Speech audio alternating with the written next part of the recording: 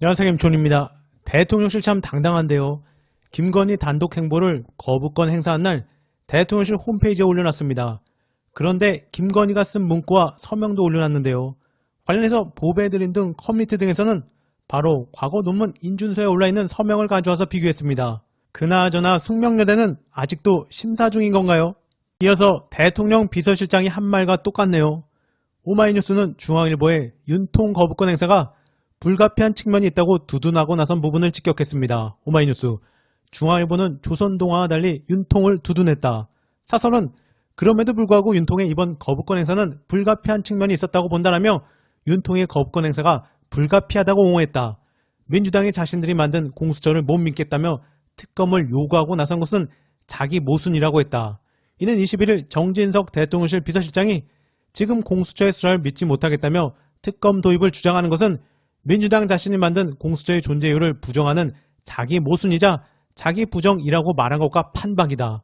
이어 사설은 민주당의 특검 후보 추천권 독점에 대해서도 특검의 정파성 논란이 제기될 수밖에 없는 구조라며 민주당이 특검 후보 추천권을 독점해 수사의 공정성과 중립성을 담보하지 못한다는 정 비서실장의 발언과 유사한 주장을 펼치기도 했다. 개판인 것입니다. 김성환 의원, 제가 우원식 후보에게 투표한 이유.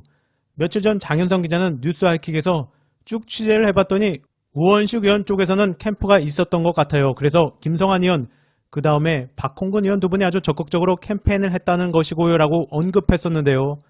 아직 의원들이 누굴 찍었는지 밝히지 않는 상황에서 오늘 김성환 의원이 우원식 후보를 찍었다고 직접 밝혔습니다. 참고로 김성환 의원은 우원식 의원과 같은 연세대학교와 노원 국회의원이기도 합니다.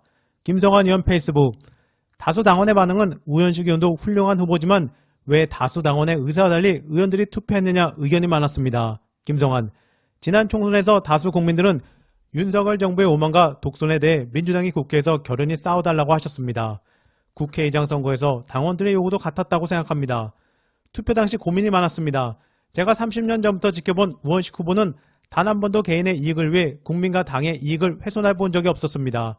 해외 연수 때만 보이는 의장이 아니라 개혁과 민생의 현장에서 함께하는 새로운 의장이 될 것이라는 생각, 총선의 민심과 당심을 누구보다 잘 실천할 것이라는 믿음, 제가 고민 끝에 우원식 후보를 선택한 이유입니다. 김성환, 국가의 주인은 국민이고 당의 주인은 당원입니다. 저는 당원의 권리가 더 확대되어야 하는 취지에 전적으로 동의합니다. 이번 국회의장 선거 과정에서의 선택도 다수 당원의 요구와 근본적으로 다르지 않다고 저는 생각합니다. 김성환, 22대 국회가 멀지 않았습니다. 저의 선택이 틀리지 않았음을 증명하기 위해서라도 더 열심히 하겠습니다. 일단 다른 의원들도 소신있게 지지 이유를 당당하게 밝히면 좀 더 투명해지겠습니다. 이어서 이현주, 그만 능멸해라 윤초토화. 불안한 윤통이 국힘 초선들과 만찬을 이어가는 상황에서 이현주 의원이 한 방 날렸습니다. 이현주, 윤통은 최상병 특검의 잠재적 피의자다. 수사 외압을 통해 방해한 직권남용 행위 혹은 이종섭 장관 호주론 등을 통해 범인 도피 혹은 증거인멸을 시도하거나 방조한 행위의 혐의를 받는 잠재적 피의자이다. 따라서 이 사건을 경찰 혹은 공수처가 수사한다는 것은 자신들의 임명권자를 수사한다는 것이므로 공정성을 기대할 수 없는 사안이므로 당연히 특검 대상이다. 세상 어느 천재의 피의자가 자기 사건 수사를 마음대로 거부하는 법이 있나. 대통령이 자신이 잠재적 피의자인 사건에 거부권을 행사한다는 것 자체가 정의에 반하는 일로서 헌법정신 위반이고 헌정농단이다. 스스로 특검으로 영웅이 된 윤통이 어찌 감히 상권분립 운운하며 헌법을 들먹거리는가. 행정 권력의 수반이 입법부 초선들에게 거부권을 활용하라며 호위무사 운운하는 망언이야말로 상권분립 위반 아닌가. 주권자를 그만 능멸하라. 이 정도로 대통령이 말장난이나 하며 헌법을 능멸하는 지경이 되면 이젠 국민 저항권이 행사될 수밖에 없다. 이현주, 자신이 잠재적 피의자인 사건에 거부권을 행사하며 억지 때나 쓰는 자를 언제까지 주권자들이 인내할 것 같은가. 언제까지 국회가 협치란 이름으로 저런 억지까지 존중해야 하는가. 자기 배우자 처가의 숱한 부정비리 사건을 두고도 부끄러운 줄도 모르고 특검을 피해 다니는 것도 마찬가지다. 이번 총선은 주권자가 윤통에게 부여한 마지막 경고이자 기회였는데 스스로 차버렸다. 더 이상 그에게 어떤 기회를 줄 가치조차 없다. 시간이 아깝다. 윤통은 어떻게 해서 대통령이 되었는지 스스로 돌아보길 바란다. 그야말로 그 특검으로 영웅이 된 자 아닌가? 그야말로 그 언론 브리핑을 통해 매일같이 국민들의 분노를 자극해 전직 대통령들을 마녀 사냥하며 국민적 영웅으로 혜성같이 떠오른 자가 아니었던가?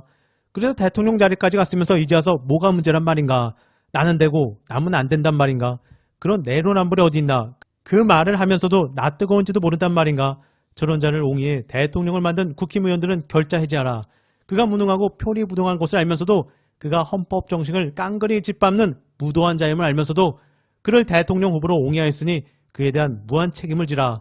그 시작이 바로 이번 국회에서의 재의결이 될 것이다.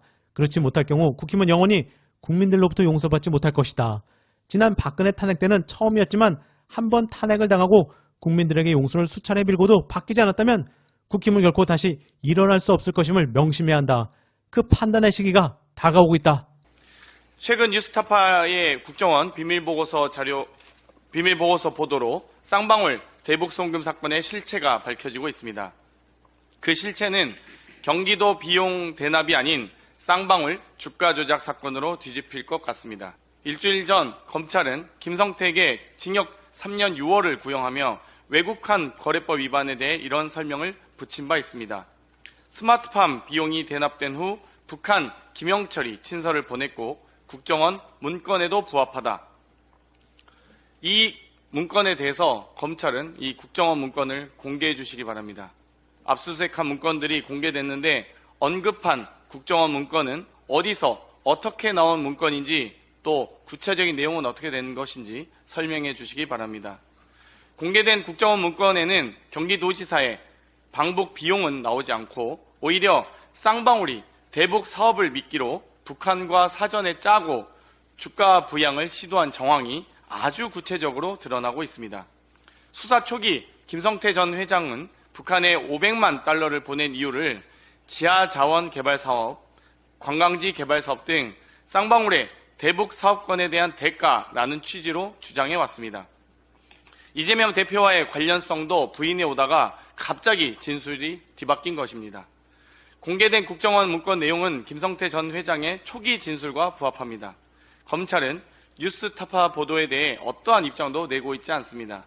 반드시 그 입장을 묻겠습니다. 이재명 대표에게 뒤집어 씌우는 수법 등 정치 검찰의 사건 조작과 관련된 특검은 반드시 추진하겠습니다.